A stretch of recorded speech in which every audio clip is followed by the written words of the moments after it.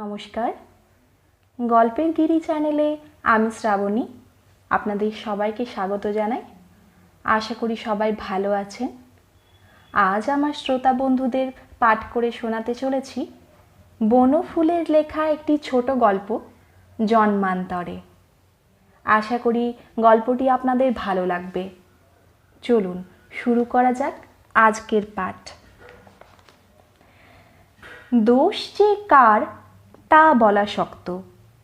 আসলে দোষ কারো নয়, দোষ পরিবেশের। ওই পরিবেশের মধ্যে শান্তি নিজেকে মানিয়ে নিতে পারেনি। না পারার জন্যও তাকে দোষ দিই না, কারণ সে মানবী, দেবী নয়। দ্বিতীয় পক্ষের বর তাকে বিয়ে করে এনে প্রথম দিনই শোবার ঘরে একটি অয়েল পেন্টিং ছবি দেখিয়ে বলেছিলেন, ওকে আমি ভালোবেসে বিয়ে করেছিলাম, আমার দুরদৃষ্ট তাই ও রইল না। ভেবেছিলাম আর বিয়ে করব না, কিন্তু মায়ের অনুরোধে করতে হলো।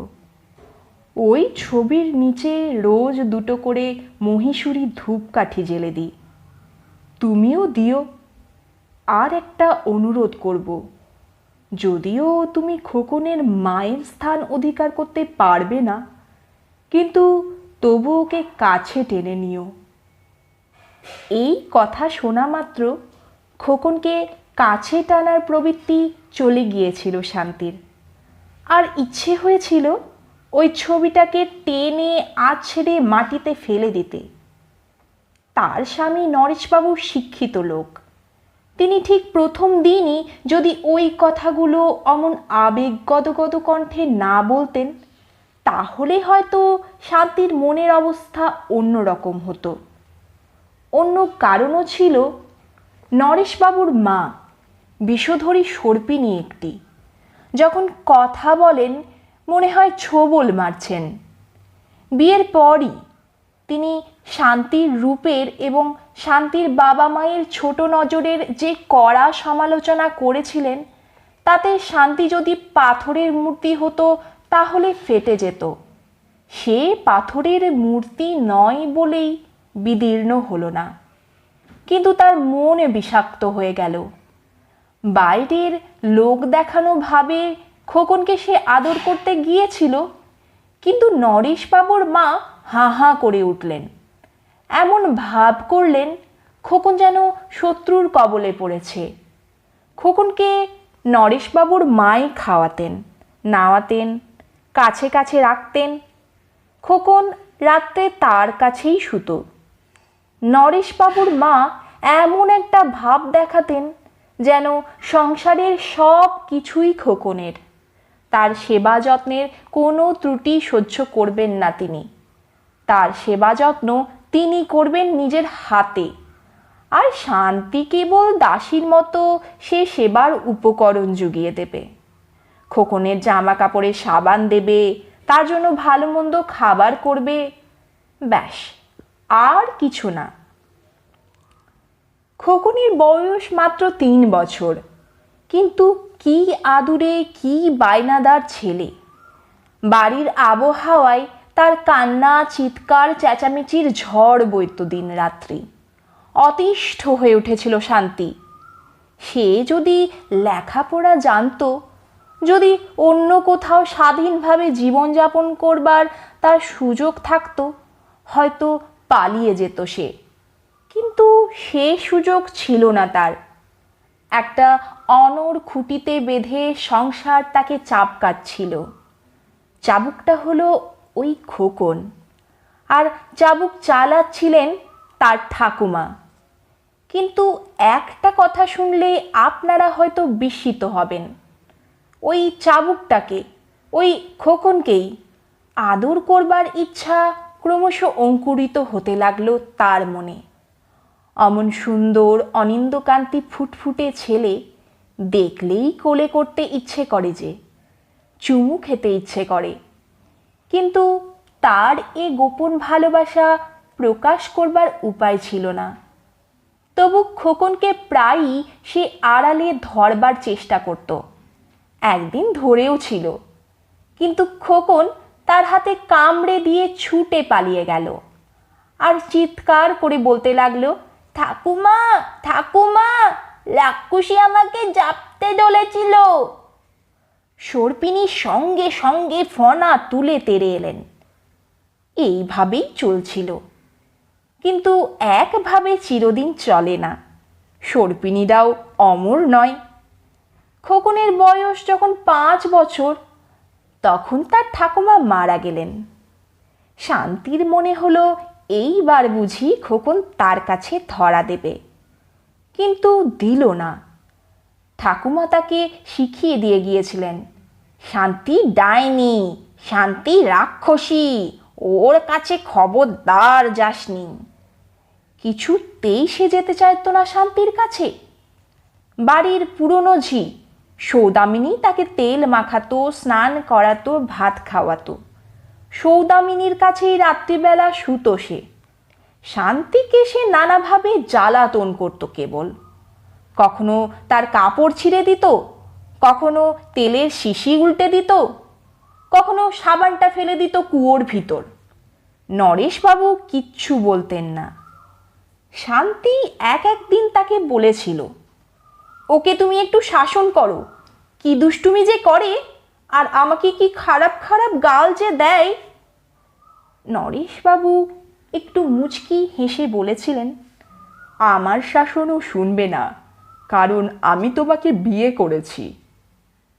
সেদিন যে ঘটনাটা ঘটল তা সামান্য, কিন্তু তা অসামান্য হয়ে উঠল ঘন্টা কয়েকের মধ্যে।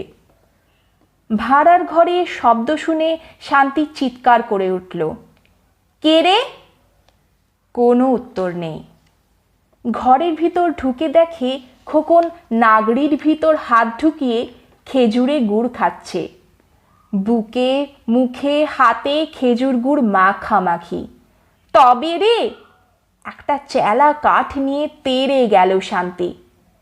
খোকন ছুটে বেরিয়ে গেল রাস্তায়।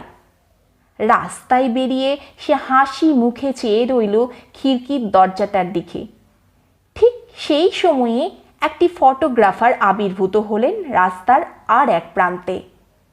ইনি সেই জাতের ফটোগ্রাফার যারা ঘুরে ঘুরে নানা রকম ফটো তুলে বেড়ান এবং দাও মাফিক সেগুলো বিক্রি করেন। অনিন্দকান্তি খোকনের ফটোটা তিনি তুলে নিলেন। তুলে নিয়ে চলে গেলেন তিনি। খিড়কির দরজায় মুখ বাড়িয়ে শান্তি ডাকাডাকি করতে লাগলো, আয় আয় শিগগিরি আয় বলছি।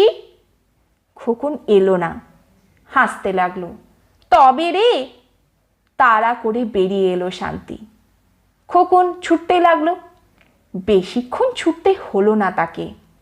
একটা প্রকাণ্ড লরি আসছিল, তার তলায় চাপা পড়ে গেল সে। সন্ধেবেলা নরেশবাবু এসে দেখলেন শান্তির দেহটা ঘরের আর কাটা থেকে ঝুলছে। আত্মহত্যা করেছে সে। 30 বছর পরে কুমোরখালি চ্যারিটেবল ডিসপেন্সারি। ডাক্তারবাবু চারিদিকে নানা রকম রোগীর ভিড়। সামনের দেওয়ালে একটি ক্যালেন্ডার টাঙানো। ক্যালেন্ডারে খোকনের ছবি, খোকনের সেই ফটোগ্রাফ। একটি ঔষধ ব্যবসায়ী কাজে লাগিয়েছেন, মলটের বিজ্ঞাপন দিয়েছেন। খোকনের হাতে কায়দা করে মলটের শিশিটাও ধরিয়ে দিয়েছেন তারা। খোকন যেন মহানন্দে মলট খাচ্ছে। বুকে মুখে চারিদিকে মলট মাখামাখি। খোকন হাসছে, চমৎকার দেখাচ্ছে। রোগীর ভিড়ের মধ্যে একটি যুবতী বারবার চেয়ে চেয়ে দেখছে খোকনকে। মাঝে মাঝে নির্নিমেষ হয়ে যাচ্ছে সে। তোমার কি চাই? ডাক্তারবাবু জিজ্ঞাসা করলেন তাকে। আমার শাশুড়ির কোমরে ব্যথা হয়েছে ডাক্তারবাবু। কতদিন থেকে? দিন 7 হয়েছে। আচ্ছা, একটা মালিশ লিখে দিচ্ছি, রোজ 2-3 বার মালিশ করো, আর গুলি দিচ্ছি কয়েকটা, 4 ঘন্টা অন্তর খাইও। 3 দিনের ওষুধ দিলাম। প্রেসক্রিপশন নিয়ে তবু বসে রইল মেয়েটি, চেয়ে রইল ক্যালেন্ডারের ছবিটার দিকে। যাও ওষুধ নিয়ে যাও, ডাক্তারবাবু বললেন। হ্যাঁ হ্যাঁ, এই যে যাচ্ছি। ওটা কার ছবি ডাক্তারবাবু? ওটা ক্যালেন্ডার। ও। মেয়েটি আরও কিছুক্ষণ ছবিটার আশেপাশে ঘুরঘুর করলো, আরও বার কয়েক দেখল, তারপর ওষুধ নিয়ে চলে গেল। তারপর দিন আবার এলো সে, চেয়ে রইল ছবিটার দিকে। ডাক্তারবাবু জিজ্ঞাসা করলেন, কেমন আছেন তোমার শাশুড়ি? ভালো আছেন। 3 দিনের ওষুধ দিয়েছি তো, আজ তবে কেন এলে? না, এমনি, মানে এই ছবিটাকে দেখতে এলাম। ছবিটা খুব ভালো লেগেছে? চুপ করে রইল। হঠাৎ ঠোঁট দুটো কেঁপে উঠল তার, চোখে জল ভরে এলো। কি হলো? না, কিছু নয়। একটু অপ্রস্তুত হয়ে চোখের জল মুছে ফেলল সে।